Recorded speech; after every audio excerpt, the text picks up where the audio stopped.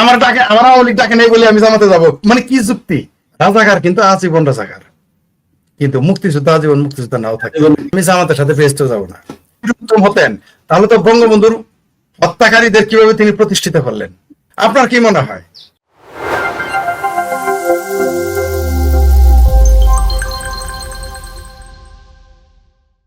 Colonel অলি যদি মুক্তিযোদ্ধাই হয়, সে তো বলতে হতো আমি বেটা তোর সাপোর্ট নিবো কেন? হ্যাঁ, কেন নিব? দরকার রাজনীতি করবো না।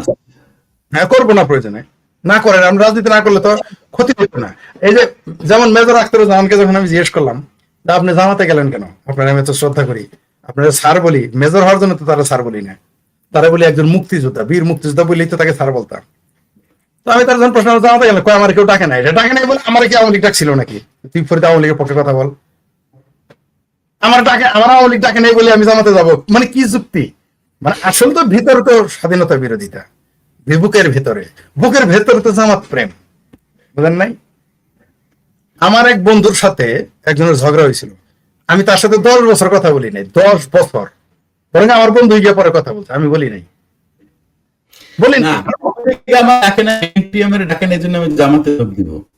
মুক্তিযোদ্ধা এদের জুতো দিয়ে পিটানো উচিত না। মানে না ডাকলে আমার কেউ ডাকে নাই তাই আমি জামাতে যাবো? হায় হায়, লজিকটা দেখেন, লজিক, এটা কোনো লজিক হইতে পারে? আচ্ছা ধরেন আওয়ামী লীগ পাওয়ারে আসলো, আমার একটা চা খাওয়া, ধরেন আগামীতে আওয়ামী লীগ, ধরেন ডিসেম্বর মাসে একটা ঘটনা ঘটলো, 27 সালে আওয়ামী লীগ পাওয়ারে আসলো, আমার মনে করেন কেউ একটা চা খাওয়ার জন্য ডাকলো না, 32 নম্বর আমার ঢুকতে দিল না, আওয়ামী লীগের অফিসে বেটা তুই কেরা, ধরেন এগুলো ধরে নিলাম, অথবা আমার দেখলে কেউ পাত্তা দিল না, আমি কি গিয়ে জামাতে যোগ দিব? সম্ভব? সম্ভব? আমি কি আপনার সাথে রাগ করে কি আমি আপনার দুশ্মনের সাথে আমি যাব? এটা হয় আপনার সাথে রাগ করবো, আপনার সাথে রাগ দেখাবো, আমি ওর সাথে আমার বন্ধুত্ব হয় কেমনে?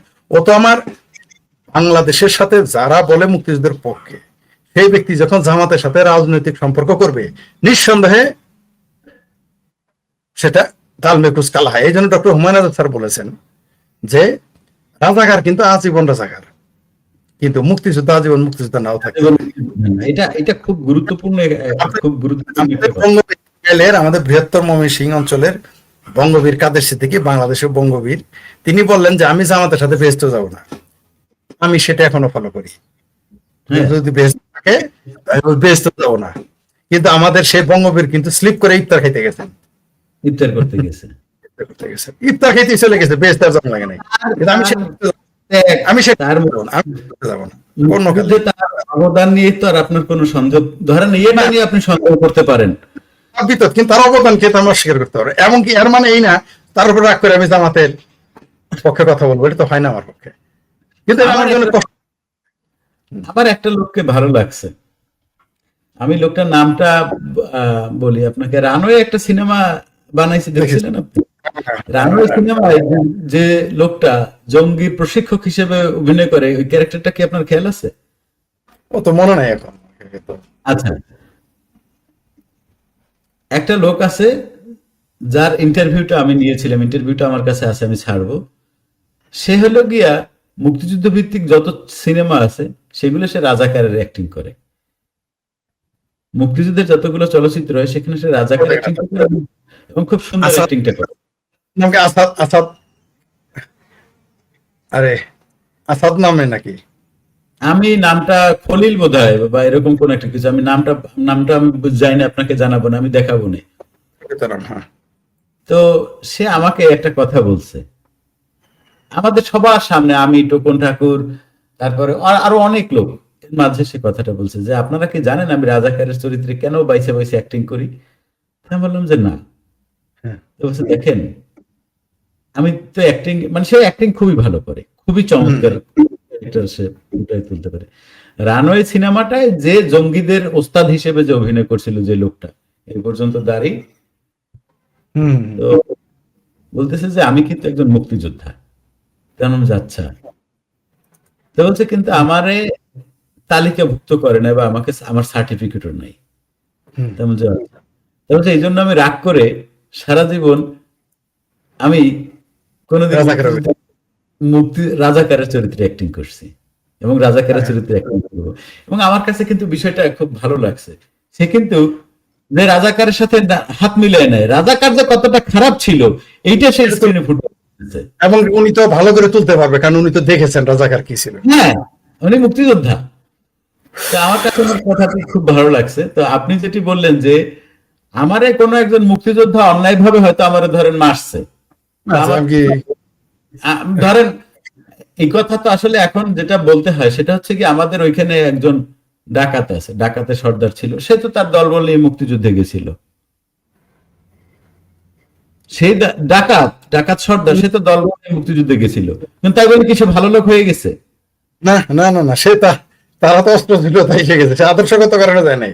অনেক না।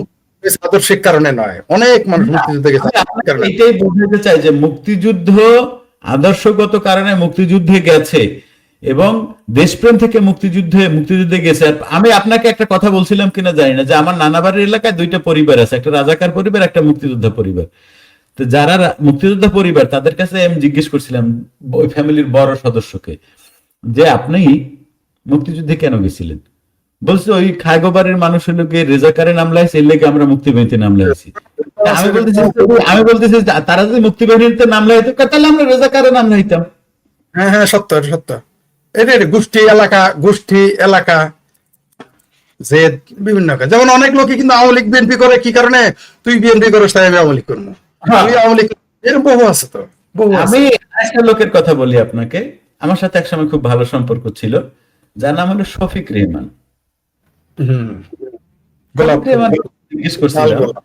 যে ভাই আপনার মতো একটা মানুষ বিএনপি করে কোন রুচি থেকে? তো বলছে বাইরে ভাই তোমরা আমার একটা জায়গা দিয়ে ভুল বোঝো। আমি কই, কি শফিক ভাই বলেন তো?